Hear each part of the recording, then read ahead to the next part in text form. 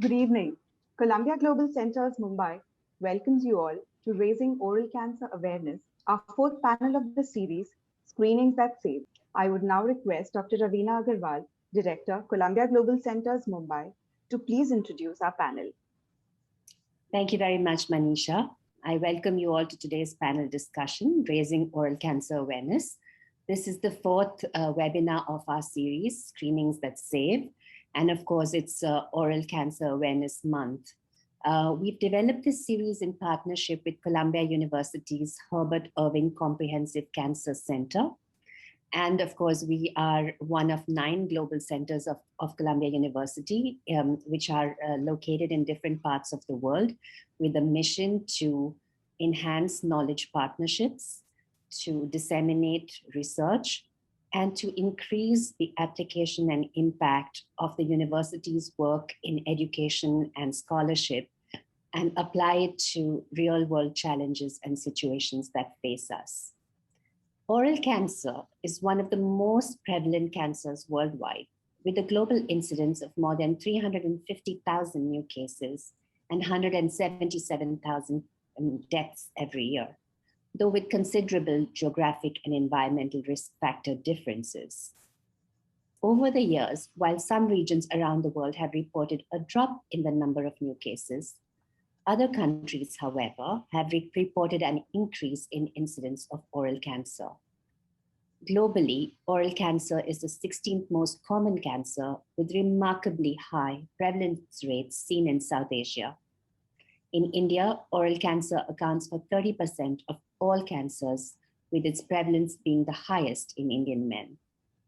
And it's particularly dangerous because in its early stages, it may not be noticed by the patient, as it can frequently grow without producing pain or symptoms they might readily recognize, and because it has a high risk of producing second primary tumors.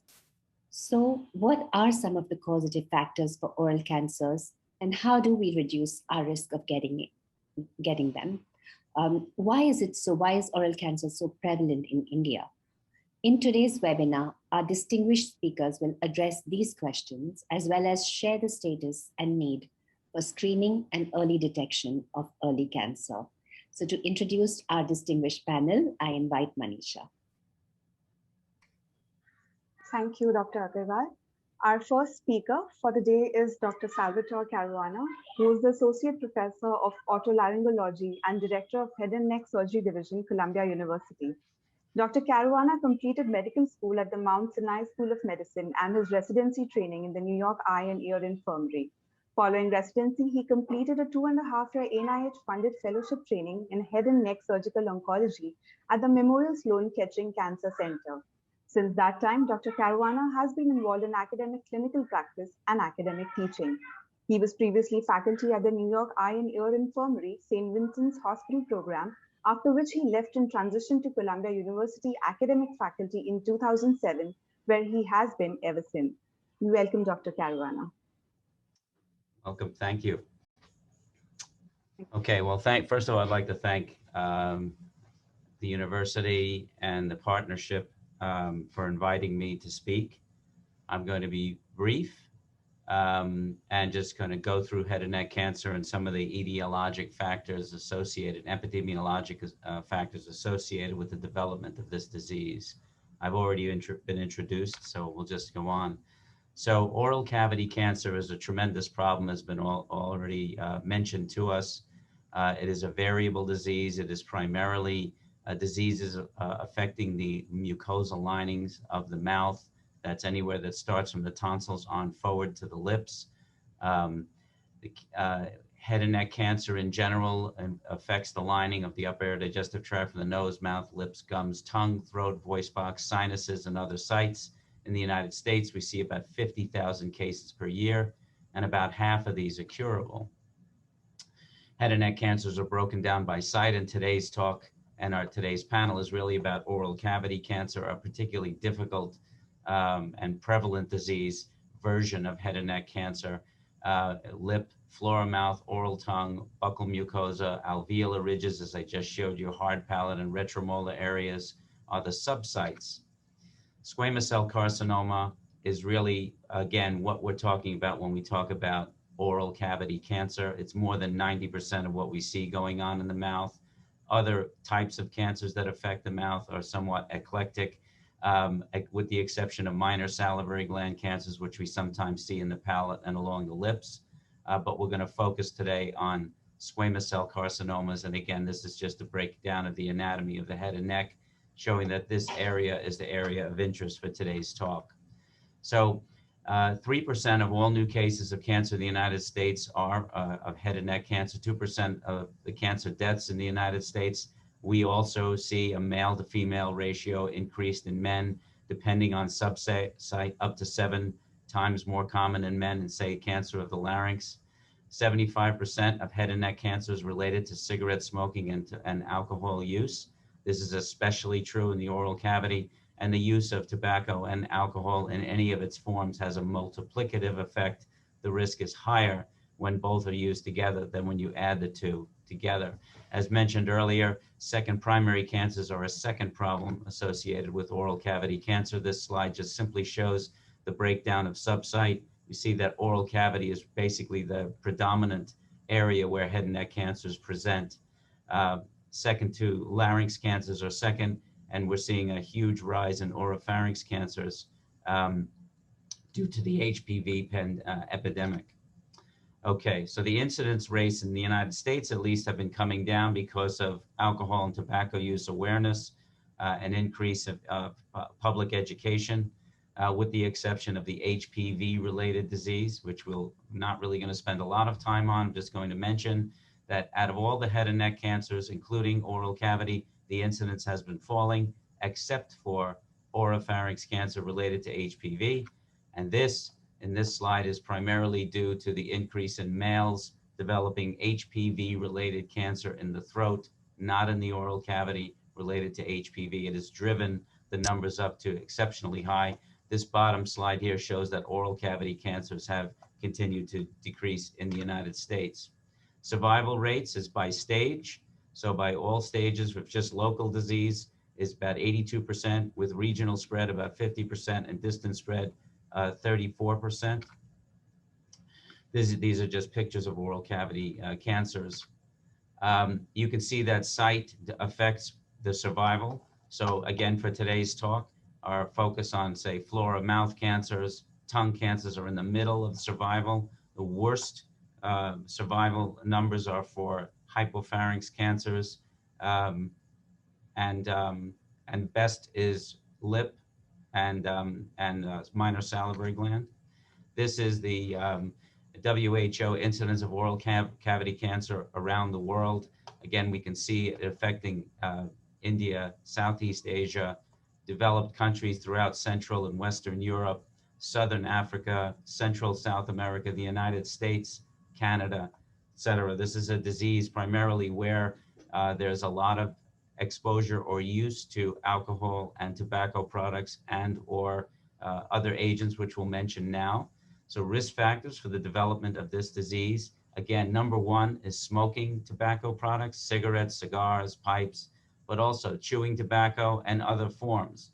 Tumbak in Southeast Asia, snuff in Sweden is associated clearly with the development of oral cavity cancers. The use of alcohol in its various forms. Local factors that might also affect the incidence of oral cavity cancer or predispose can be chronic trauma from an ill-fitting denture, a sharp tooth, poor oral hygiene, exposure to radiation, immune suppression. There's theories, but unproven theories, about the role of Epstein-Barr or herpes simplex viruses or even human papilloma viruses in the cause of this disease. Human papilloma virus is particularly interesting because of its sexual practice and us as scientists and clinicians needing to advise patients on something that we're not used to talking to them about. Genetic predispositions can be any disease process where predisposed to factor life remaining might be an example of one where there is a genetic predisposition to all cancers, but there is no known oral cavity specific genetic predisposition. We see that patients who have this disease We know about a tumor progression model. This applies especially well to the oral cavity. Normal mucosal tissue, when studied genetically, has very few or no genetic abnormalities, but as we go through various forms of hyperplastic and mild dysplastic features that we see on biopsy, we see an increasing incidence of changes at the genetic level corresponding to the progression of the disease from normal to invasive cancer. This slide shows it again, the acquisition of additional loss of heterozygosity, loss of tumor suppression genes, acquisition of tumor promoting genes as we go from normal to carcinoma. Alcohol has only recently been shown to be an independent risk factor. If we look here, this is published in the Journal of Clinical Oncology in 2017. Oral cavity cancer, non-drinkers, a risk of 1, light drinkers 1.13, but heavy drinkers 5 times the risk of developing this disease. That's without tobacco use. Oral cavity conditions that predispose to oral cavity cancer, the presence of lichen planus. This is an autoimmune inflammatory condition of unknown etiology, but if followed over time, patients with this condition have a 7 times risk, almost 8 times risk of developing oral cancer, and we don't know why they have this disease. Similarly, with oral submucosal fibrosis, 7 to 13% risk of progression to squamous cell carcinoma. Leukoplakias and erythroplakias. This picture clearly shows a patient that had leukoplakia of the oral cavity and then an erythroplakic plaque that developed within it. This was where the cancer was. She required surgery.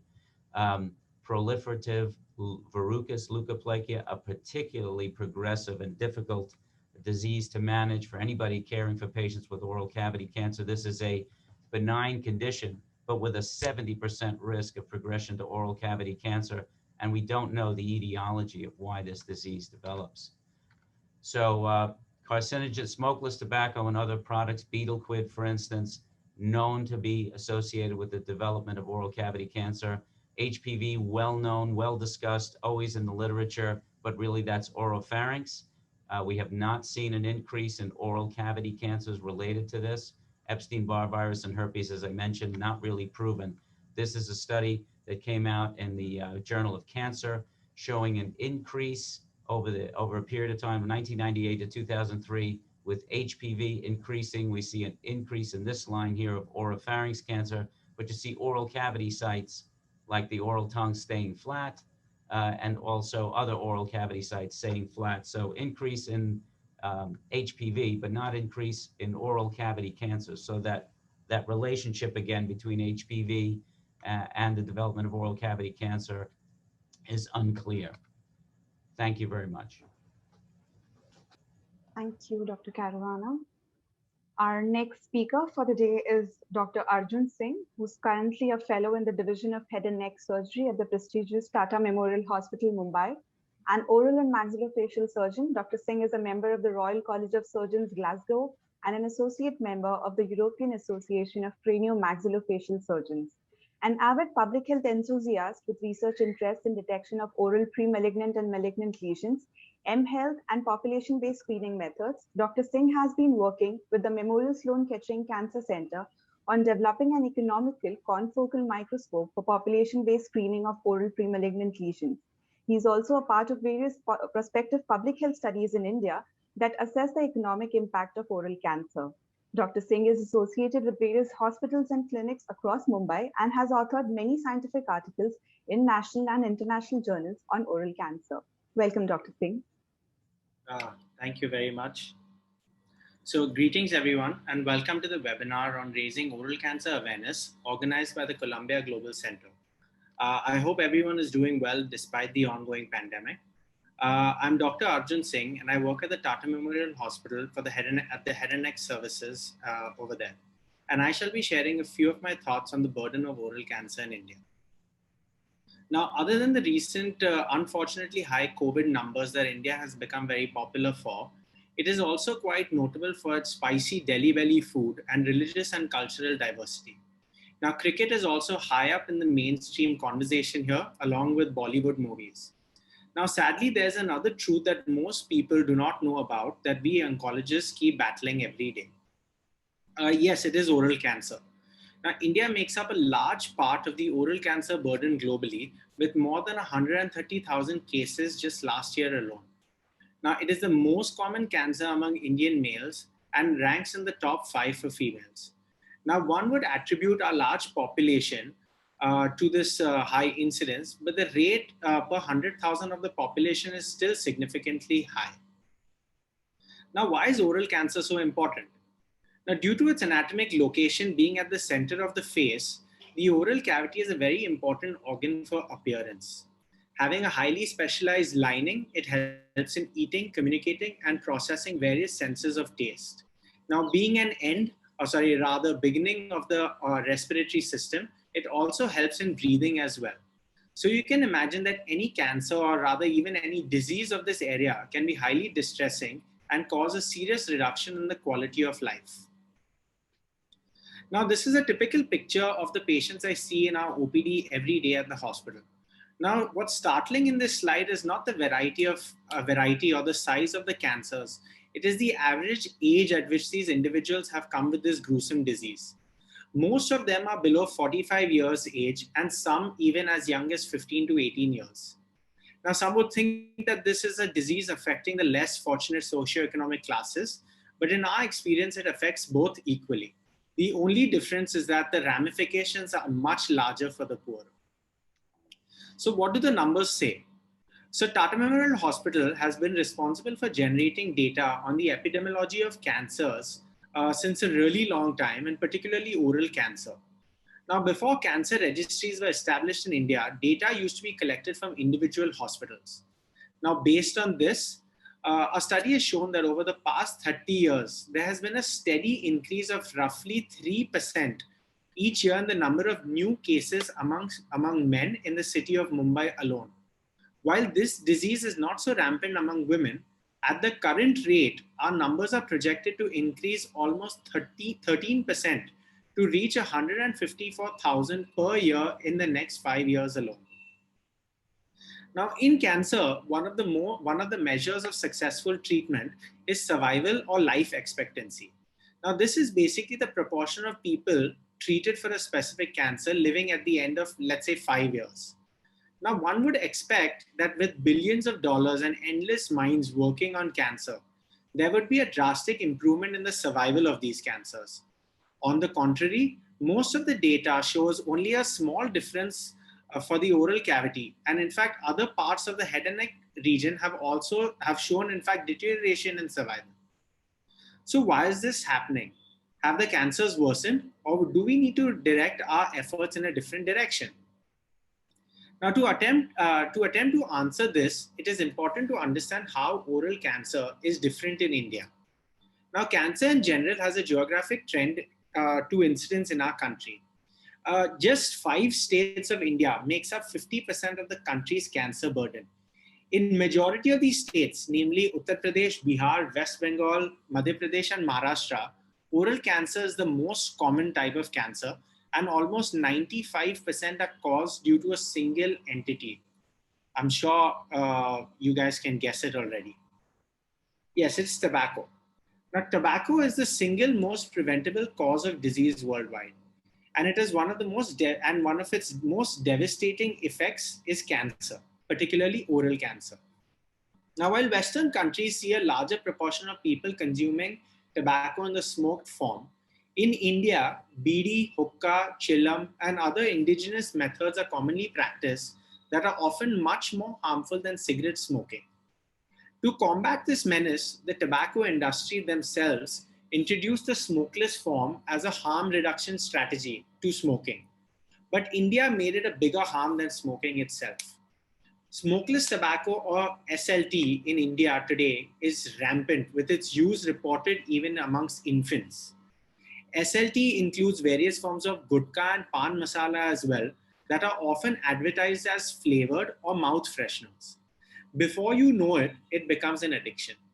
Moreover, areca nut or supari is another substance that has been confirmed by many international agencies as a cancer-causing agent. The problem is in India and in large parts of South Asia, areca nut use is so deeply instilled in the culture, it is very difficult to stop.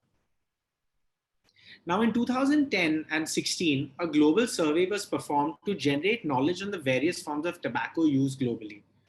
In India, the prevalence of tobacco has come down and almost 35% of the user population is attempting to quit tobacco use within the past 12 months of the survey.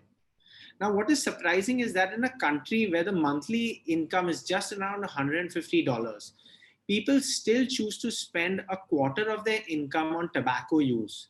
And what's more distressing is that this rate has almost doubled in just a 5-year period. Now, another factor, and rightfully holding the second position for the most preventable cause of disease, is alcohol. Now, Indians are prolific drinkers of alcohol, and the rate has risen by 55% amongst the youth since the early 2000s. Now, the average Indian in rural parts consumes 11.4 liters of alcohol per year. Now, to put it in perspective, Germany and France, both of which are popular for their wines and beers, consume roughly the same amount each year. While much of southern India consumes standard recorded alcohol, Western, Central, and Eastern India has very high rates of consumption of the hooch varieties. Now, the real harm is in these, where half of the consumed alcohol per capita in India is unrecorded alcohol. Now, Maharashtra has resulted in almost three times the death rate due to alcohol than any other state in the country. Now, what's stopping us from reducing oral cancer if we know so much? Now, since the ongoing pandemic has taught us to better appreciate graphs and curves, this is where we are today, and a roughly steep but steady incline after 20 years at our current rate. Now, what if today's interventions resulted in just a 2% change per year in the incidence?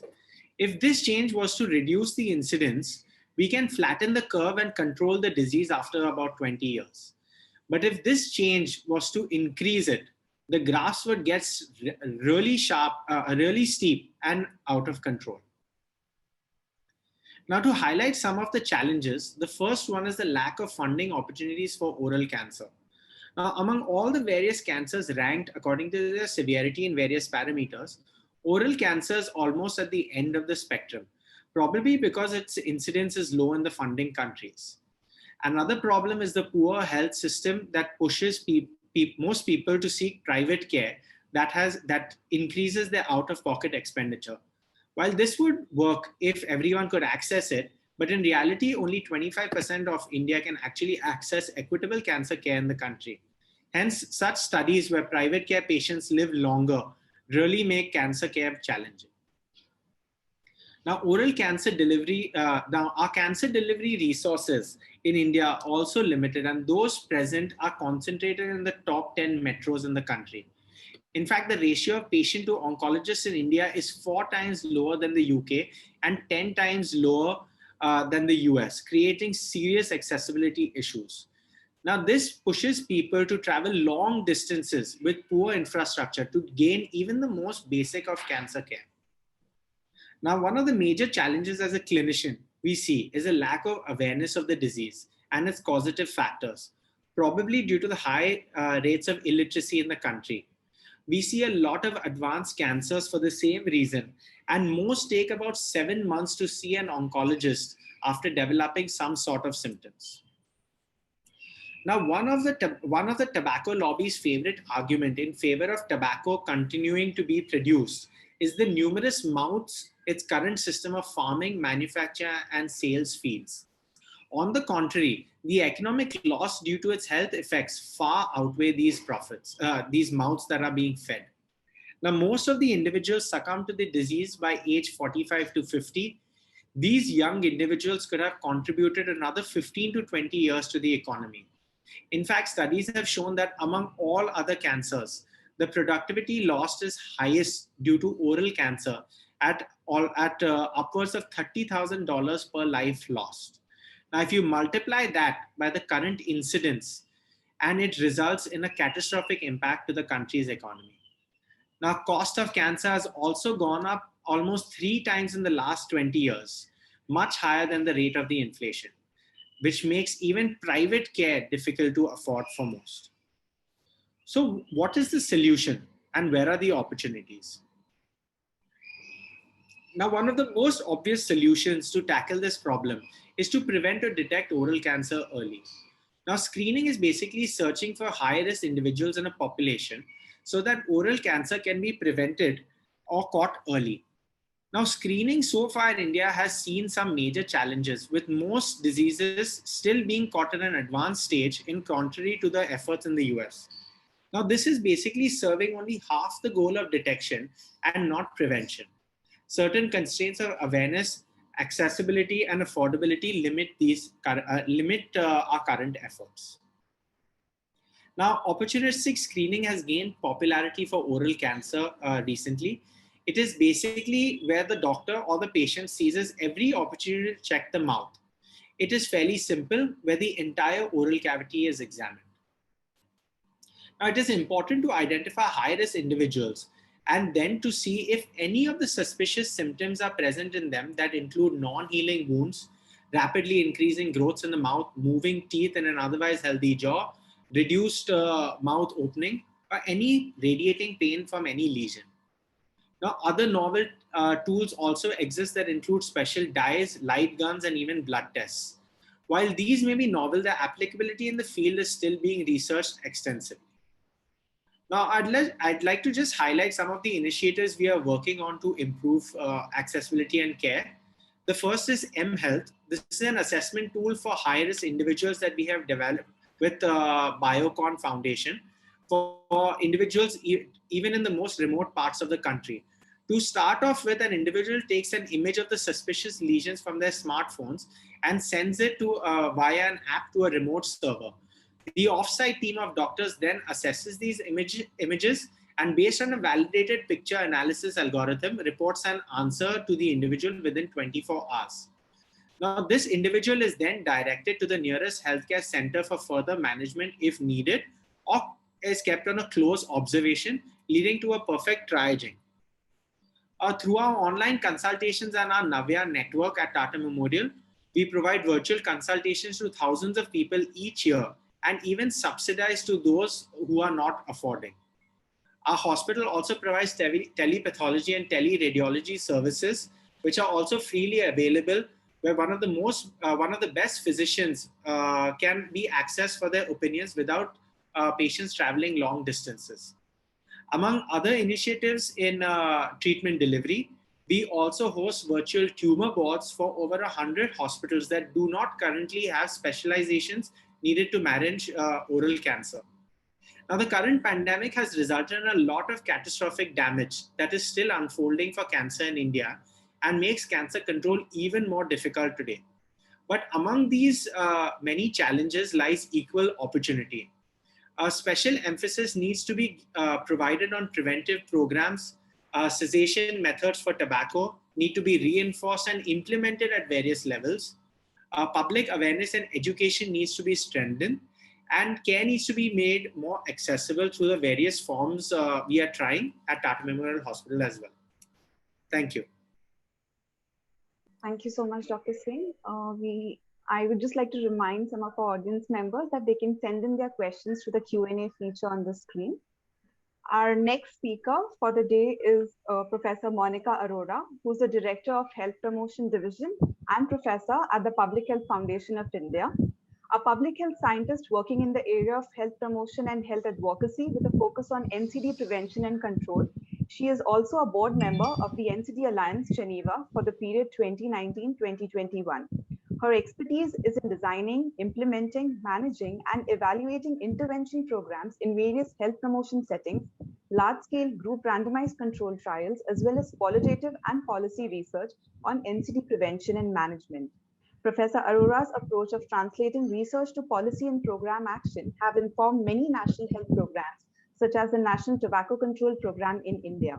She has been honored with the Best Practices Award in Global Health in 2011 by the prestigious Global Health Council and has also been awarded with the WHO Director General's World No Tobacco Day Award in 2012 and Exceptional Women of Excellence Award by the Women's Economic Forum in April 2018. Welcome, Dr. Arora. Thank you very much for that kind introduction. I would like to thank the earlier two speakers because my presentation becomes very easy as the rationale has been set for why we need to talk about tobacco control and particularly look at it as an effective strategy to improve public health when we talk about raising oral cancer awareness.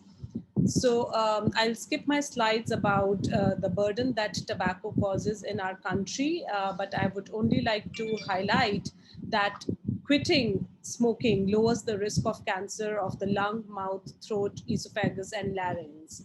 And in our country, both smoking and smokeless tobacco being the unique burden also amplifies the burden for those who are dual users of smoking and smokeless forms. So apart from tobacco control, tobacco cessation is a very important strategy that we need to focus on when we are talking about raising awareness around oral cancer. Also, in this slide, I would like to highlight that we have discussed prevalence and how it impacts both male and female, with tobacco use being prominent among both and women having a very high percentage of smokeless tobacco users. So the total economic cost is something which has been shared off and on and has been recently revised. And the revenue that tobacco brings to the government is much smaller when we look at the total economic cost, which is attributable to tobacco use from all diseases and deaths for persons 35 years and older, which is about 1,773 billion INR, so which is definitely something which the government is very, very concerned about. And that is where we are looking at effective tobacco control. And also tobacco control advocates are now talking about end game strategy. And I will talk about that more as I talk about tobacco control in India. COVID has also brought out very important concerns around tobacco use, and there have been number of research studies which have shown, and WHO advisory that has shown that tobacco smokers are at greater risk of having adverse outcomes if they contract COVID in terms of if they are hospitalized. So our Indian Council of Medical Research during the first phase of the pandemic appealed to the users to stop consuming smokeless tobacco and particularly refrain them from spitting in public places to avoid spread of COVID-19 infections. Ministry of Health also issued advisories to the states to raise awareness on the adverse effects to smokers and smokeless tobacco users, and spitting in public places were prohibited by various state legislations by the state governments. Moving about talking of not just policy, India also has a comprehensive national tobacco control program that state governments look at in terms of training their health and social workers, NGOs, school teachers, and enforcement officers to implement the tobacco control laws in the country. Various information, education, and communication activities are undertaken by the central government, but again, state governments do undertake activities in regional languages. School programs on tobacco control were introduced under this program. Monitoring of tobacco control legislation, coordination with the local governments for village level activities, and setting up and strengthening of cessation facilities, including pharmacological treatment, have been strengthened at the district level. Also, the National Tobacco Control Program has been integrated with the TB control program. It is called the Revised National TB Control Program, and that aims to reduce the burden of comorbidity due to TB and tobacco use. So screening becomes a very important process in the tuberculosis program as well. The NCD program, which is the NPCDCS program, also includes tobacco control with health promotion, awareness generation, promotion of healthy lifestyle, avoidance of tobacco, screening and early detection of related cancers being integrated in the NCD program as well. And tobacco being a common risk factor with the oral health, it also becomes an important component under the National Oral Health Program. So there are a lot of opportunities of running a National Tobacco Control Program as a standalone program, but it has been very effectively integrated into related programs, which ensures we have a wider outreach as it is implemented at the subnational level. Current challenges to the tobacco control in the country is we do have a legislation which looks at various aspects. However, the industry is coming up with new tactics of introducing flavored tobacco cigarettes, flavored capsule cigarettes. E-cigarettes was another threat which we were seeing in our country, which has been effectively tackled with the government intervention on bringing about a total ban on e-cigarettes and not introducing it as a harm reduction strategy. Also, there have been ICMR white paper that has looked at that there has been no scientific evidence that e-cigarettes are effective for smoking cessation, and also the deleterious effects of vapors that are released from e-cigarettes have been cause of concern. So in order to protect the youth of the country and adolescents, the government took a step towards banning e-cigarettes manufacture and sale in the country. Talking about other tobacco control policies, so many of the audience in the group would know about WHO's Framework Convention on Tobacco Control, which has been the first public health treaty which was signed by various parties and ratified under the WHO's ownership. It has various articles which countries agreed to while protecting their population from menace of tobacco. And Cigarettes and Other Tobacco Products Act in India is well aligned to WHO's FCTC. So each of the provisions on ban on smoking in public places, advertising ban, ban on sale to minors, corresponds to a section in our Cigarettes and Other Tobacco Product Act. So as a result, we have a ban on smoking in public places, we have advertising bans, we have regulation of kinds on advertising and promotion. Sale to minors is prohibited. We have health warnings, which are large, pictorial, on various tobacco product packages, and these apply to both smoking and smokeless forms of tobacco. Talking about FCTC, it has a very important article, which is Article 5.3, which prevents industry interference from any vested interest of the tobacco industry, so that any public health policy which is made by the government is free from vested interest of the tobacco industry.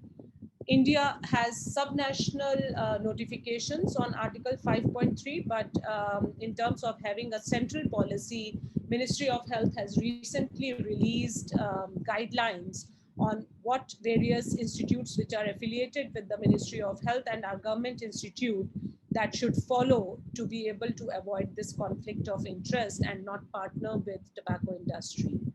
So some research which was undertaken in India in 2017, 18, 19 was looking at tobacco industry interference index. This is a scientific evaluation of looking at frequency and severity of tobacco industry interference and government's response to address these. So various non-government organizations have got together and they have undertaken this exercise in India using a SIATCA tool, which is Southeast Asia's tobacco control tool. And the score, it was in 2017, the score was 72 out of 100. So higher the score, the poorer is the performance of the country on the indicators which are listed on the slide. So what are the CSR activities that the tobacco industry is undertaking, how it is benefiting tobacco industry, what is transparency of interaction between the government and the tobacco industry, and the like. So this has progressively reduced in our country. So this score became 69 when the second report was released.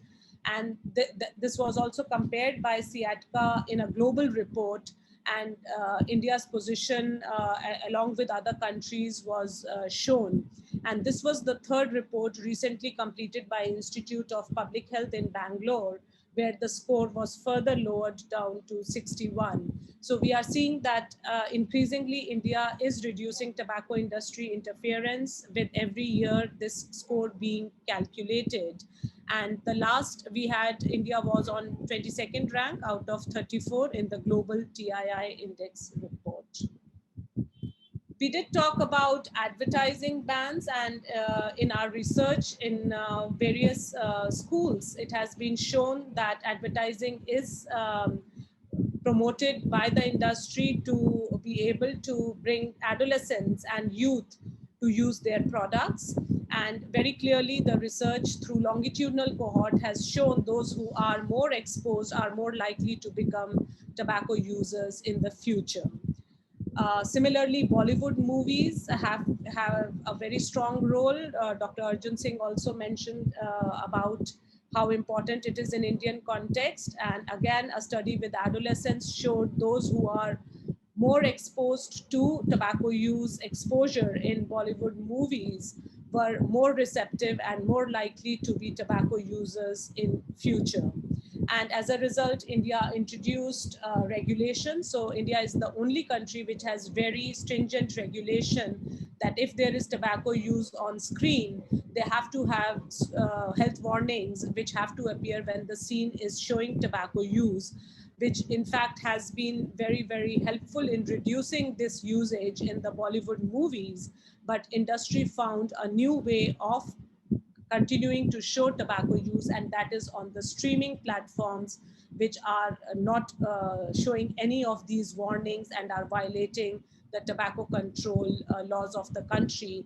Our recent paper in tobacco control showed we had evaluated 10 streaming platforms and 10 episodes which were very popular among adolescents and youth.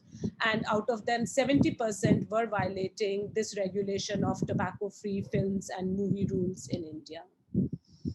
On our provisions of health warnings, cancers have been prominently shown, and oral cancer particularly has mostly been used in all our pictorial health warnings because that is the most gross form that can be shown and pictorially impacts people's understanding and their knowledge increases. In fact, our global adult tobacco survey showed that people's understanding of tobacco causes oral cancer is very high, up to 90%. So these warnings have really helped people in understanding the impact of tobacco use on oral cancer, and also their desire to quit as a result of seeing these warnings. India has also been proactive in moving towards tobacco endgame with many states and union territories that have banned smokeless tobacco. Gutka was banned in 2012, and in subsequently 10 states have banned not just Gutka, but all other forms of smokeless tobacco. This is the act which was passed in 2019 on e-cigarettes. It was initially an ordinance and then became an act. This was widely publicized and also appreciated globally by tobacco control advocates as well as organizations. On the community level approaches, as I mentioned, school programs under NTCP are very effective in Indian context because our randomized controlled trials have shown that 2 years of intervention can bring down tobacco use extensively. So we see that current tobacco use when between intervention and control groups were compared, the tobacco use decreased by 68% in our intervention schools, and in the it increased by 68% in control groups and decreased by 17% in intervention group over the study duration. It also brought down intentions to smoke, susceptibility, And as a result, school health programs became very, very important component of National Tobacco Control Program. India has also hosted the Endgame Congress, which was the first global congress on discussing tobacco endgame, and launched a youth campaign, No More Tobacco in the 21st Century, which is a concept of looking at tobacco-free future generations. And when we say endgame, many countries have adopted endgame in their national programs with a vision of reducing tobacco use, bringing the prevalence down to less than 5%, so that industry does not find it useful or viable for them to continue business. And similarly, the tobacco-free future generation concepts vary from country to country, where some countries have decided not to sell tobacco to people who are born after 2000. And again, youth become a very important stakeholder in embracing these concepts. That is where youth had launched this campaign, which is now a global campaign and has been endorsed by our cricketers, other political celebrities, Bollywood celebrities, as well as global celebrities. Princess Jordan, the Princess of Jordan, Princess Dina Miret is the patron of this campaign. So with this, I would like to say that there have been individual level campaigns, population level campaigns that have found to be effective, and even the mass media campaigns have been evaluated and shown they have very high recall values, and these were all on oral cancers that have resonated with the people. India has extensively worked on cessation. So there is a national quitline service. There is also M-cessation services, which are available in various languages in the country. And this is where we have to focus not just on preventing people from starting tobacco use, but also help those who are users to quit tobacco use, to be able to bring down the overall tobacco use burden.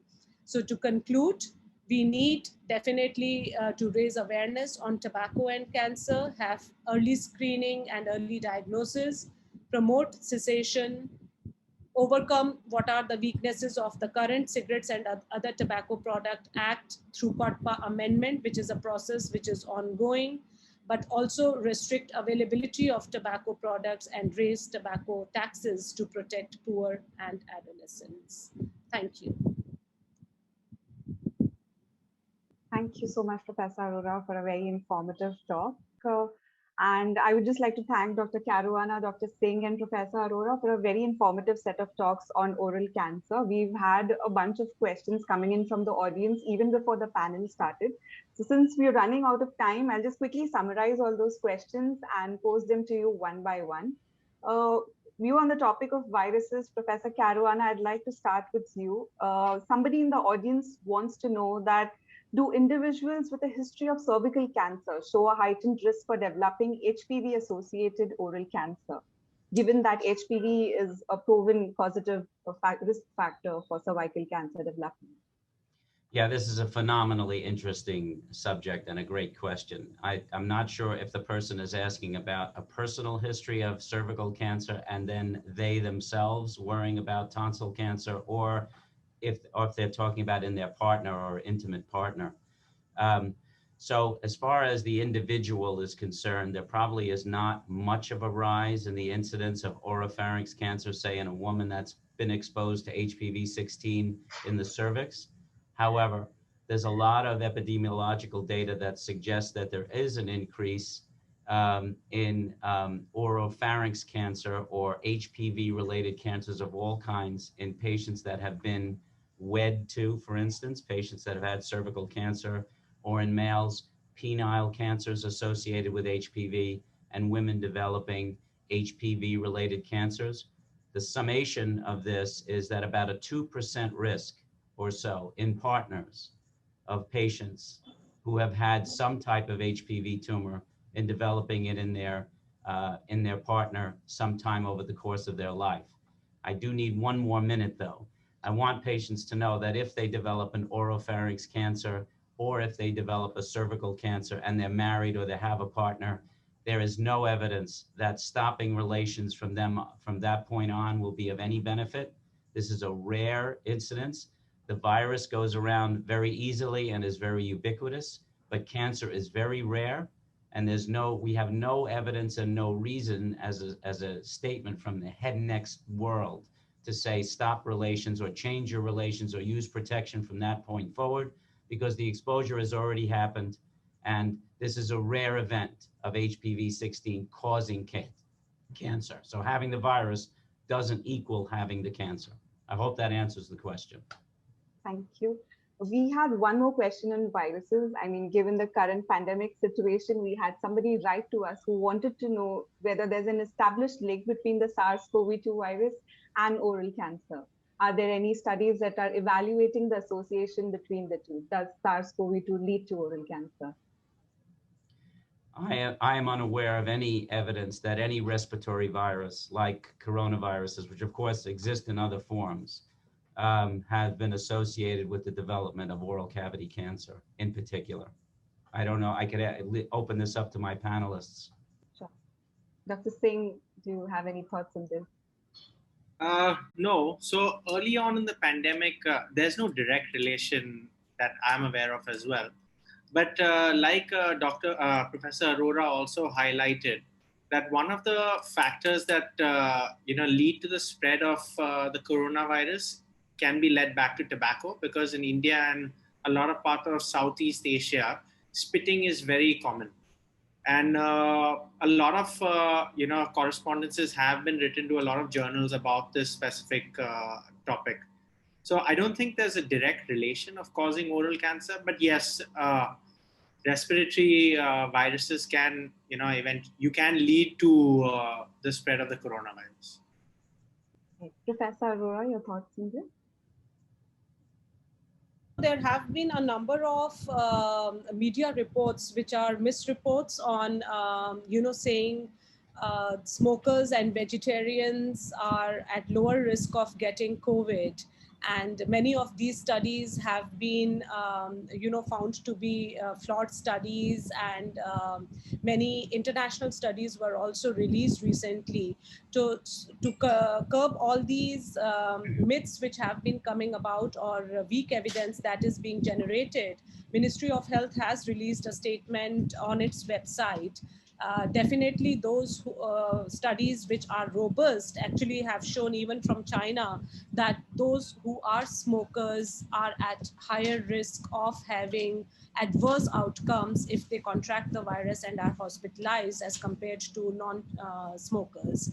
So evidence even from the earlier such infections and from earlier SARS even are very, very clear about relationship between having COVID or any lung infection among smokers being more deleterious. Thank you, Dr. Arora. Since I have you on, I have another question for you. Of course, it's related to COVID. So somebody from the audience wanted to know that there's been an uptick in the tobacco use during this lockdown. So what do we do to create awareness? So definitely there have been, again, there is no proper study to say there has been increase in tobacco use. In fact, some of the studies which are coming up are even pointing that with lockdowns, the first phase of lockdown, tobacco was not very easily available. And that is where the access was restricted, and many people were even motivated to quit. So at that time, yes, we should have, amplified our messages on quitting when we had ICMR advisory coming in that people should not be using tobacco and should not be spitting in public places. We should have publicized cessation numbers at that time so that people would have got help to quit. Also, in terms of those who have increased their tobacco use, there have to be these advisories that have to continue, because behavior change would happen only when we are recurrently giving these messages that they should quit and stay more healthy, because they have to build their immunity to not contract the virus during this time. Dr. Singh, your thoughts on this? I agree with Professor Arora that there should have been a lot more interventions, but the ministry did put out a lot of sort of animations and, gifts at that specific point of time during the first set of restrictions. And most of the data that we are collecting right now, because the tobacco quit line is also run by Tata Memorial Hospital and the CCE, that is the Center for Cancer Epidemiology. So we have seen a large number of people calling in the recent past during the lockdowns as well. So I think the quit rate amongst the people that do call on these quit lines is quite good. About 55 to 60% of quitters are there, but I would expect more people to call and actually participate in quitting. And of course, there's equal evidence right now, I think, that and again, misinformation that is there, that smoking and other things lead to less harmful effects of the coronavirus. But I do not think so, because it is a respiratory infection at the end of the day. And if your respiratory system is compromised to begin with, I think you are going to be, it's a more of a common sense thing. You don't really need a study for this to say that if your lungs are bad, you are going to do worse. So I'm pretty sure smokers would be doing worse in this pandemic than non-smokers. All right. If I may comment very briefly, the pandemic is going to end, right? We're going to get through this. There's a lot of suffering probably still. It's probably been a tremendous burden in India, I would think. It certainly has been here too. But that's going to end. But this oral cavity problem as presented to us today is not going to go away. And it's amazing what you have done, what you've demonstrated, Dr. Arora, Dr. Singh, to try to help your population understand what's going on and to discourage the use. Probably the isolation that this disease has caused, this pandemic, and putting people alone, they can't be with their family, they can't go out and socialize, maybe will temporarily lead to reaching out to other things. But your long-term strategy, I really admire. I just wanted to say that it's obviously super important and just incredible. Thank you, Dr. Caruana. Dr. Singh, you spoke of mHealth platforms in screening pre-malignant and malignant lesions. Now, with the pandemic, the ongoing pandemic, we have seen many health platforms sort of evolve into telehealth. Telehealth is being utilized for counseling, for OPDs, etc. So how feasible do you think is implementing this technology or the digital possibilities in a country like India, where oral health is so neglected? So, like I said, this pandemic has, and I'm sure the rest of the panelists would agree, this pandemic has opened a lot of doors that previously people had a lot of inhibitions for. And one of them is this online consultations. So a lot of people do use this platform today, and we have seen actually a large surge in the number of tele consultations we do at the hospital. And people from all over the country actually do come to Tata Memorial Hospital physically. But now we see a large volume of people contacting us on the teleconsultation. Additionally, we all these services of telepathology, teleradiology, basically we give the diagnosis over the internet, or all of these means. We are seeing a large number of increases in the number of people calling us, wanting reports, wanting second opinions. And similarly for conferences, before we used to find it very difficult to fly people down and travel ourselves to different places. But now with this concept of coming online and meeting virtually, it's very easy to have Dr. Salvatore from New York sitting with us right now, and Professor Arora from Delhi. So, this sort of access to these sort of people has become much more easier today, and more sort of, it's more friendly now. Like, people are accepting this sort of platform. And the same thing has come on to healthcare as well. So mHealth, I think we are in a sort of field work situation. And like I said, a lot of novel techniques are present today, but their applicability, their cost, their sort of sensitivity, specificity, and a lot of predictive value and accuracy of these tests. Of course, all this needs to be evaluated. And I personally don't think there'll be one single test that will, work magic in the field at least. But a lot of, there has been a randomized control trial by Shankar Narayan, which has shown that high risk individuals, definitely if they are screened by healthcare professionals, will definitely benefit, and 35% of lives in that cohort was saved. So definitely, implementing screening is beneficial, and screening as in an online platform or something that you can take a picture of and send it to, someone, this sort of acceptability is increasing. So yes, a lot of our platforms that we are developing, teleconsultation, long story short, is becoming more accessible and acceptable rather. Great. Thank you. Thank you so much, Dr. Singh. I think we've just short of time now. So one last word. I think oral cancer is a very real problem in India and around the world. So I would just like to take this opportunity on behalf of Columbia Global Centers to thank Dr. Salvatore Caruana, Dr. Monica Arora, and Dr. Arjun Singh for taking out time from your busy schedules and giving us some very insightful information on how we can reduce our risk of getting oral cancer. We look forward to more opportunities of engaging in the future. Thank you so much.